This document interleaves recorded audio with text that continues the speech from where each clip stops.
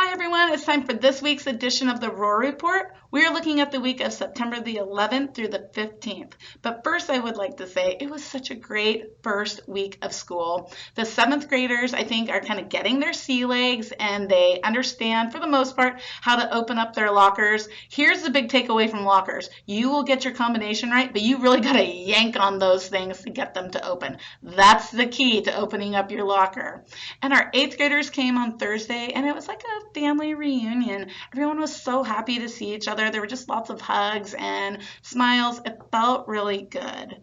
Now let's dive into week 2 of school.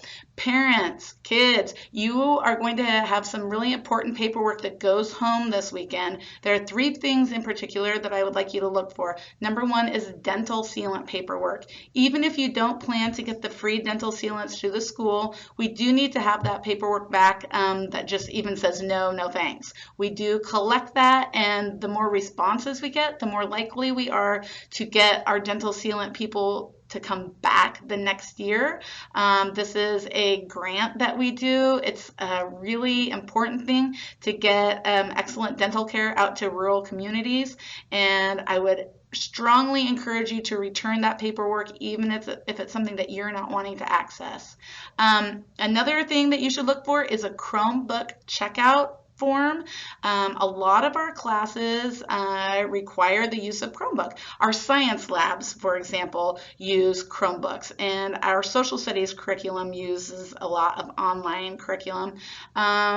And let's see, language arts, they do a lot of word processing. Your students need to have access to a Chromebook at school. It's just a learning tool. I guess it's a sign of the times. But we cannot check out that Chromebook until we get a parent signature on the form. That paperwork should return to the school on Monday. We are going to start checking out Chromebooks Tuesday and Wednesday. And if kids don't have a Chromebook, they could easily fall behind in their classes. So please make sure you get that paperwork turned in. And then the other form that you're going to be looking for is a Picture Day packet. And that is just a reminder that Picture Day will be Wednesday, September the, 13th. And it's a little, if this is your oldest kid, if this is your first rodeo going through the junior high or high school, it's a little different than elementary school. Your students will, you'll fill out what kind of picture packet they want, put your money or your check into the envelope, and then you give it to your child. The child does not turn it into the office. They don't give it to a teacher. They hold on to that until Wednesday. So I'm just thinking, if it was my kid, I wouldn't want him running around with cash. I'd probably send it in with him on Wednesday morning, or I would skip the money part altogether and check part and just do it online at lifetouch.com. All of those instructions are on the picture packet. And again, pictures happen on Wednesday the 13th. Other things happening in the building this week, athletics, we have a busy week there. As a reminder, Wednesday the 13th is the last day to sign up for fall sports, so it's not too late yet. But Wednesday the 13th, if you're not signed up in Privet and you don't have a complete physical, then you are no longer eligible for fall sports. Don't worry if you miss the deadline. We have winter and spring sports available. There's always something more to look forward to. And then we have our first football game of the year, and it's a home game, which I think is really exciting. That's Tuesday the 12th, and it's against Scappoose. I would love nothing more than to clobber Scappoose. Come on, guys.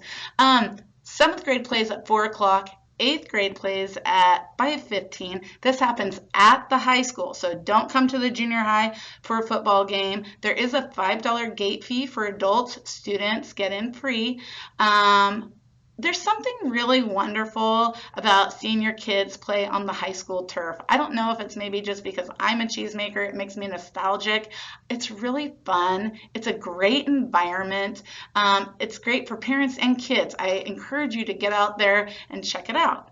And then on Thursday, the 14th, we have our first home cross-country meet, and that happens here at the junior high at 4 o'clock, and the kids run on Bud's Fitness Trail, which takes them around the junior high, back behind East School.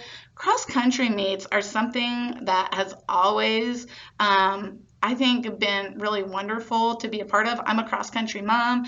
I like the meets because it doesn't matter who the runner is. Spectators scatter like along the edges of the race course, and everybody's clapping, everybody's cheering. And I've thought about this a lot. I think I know why everybody's cheering. I think they're cheering because they're so glad that it's not them running. Like, yes, anybody but me. Go, kids. No, cross country is a wonderful sport. It's fun to watch, very supportive. It would be great to see a lot of people out cheering on our runners. Our cross country team is pretty dynamic. You're going to want to be a part of that. And then finally, Friday, right after school, 3:15, we have our first activity night of the year. It's called a night, but it really goes, 3:15 to 5. And this is a time when students get to stay after school, and we have an open gym, we have dancing, we have games. There is a $5 entry fee to that. So that's something that you want to be aware of. That's a fundraiser for our fall athletics. Anyway, oh my gosh, busy week at the junior high, but that's just how we like it. It's been a wonderful start to the year, and it is definitely a great day to be a Lion.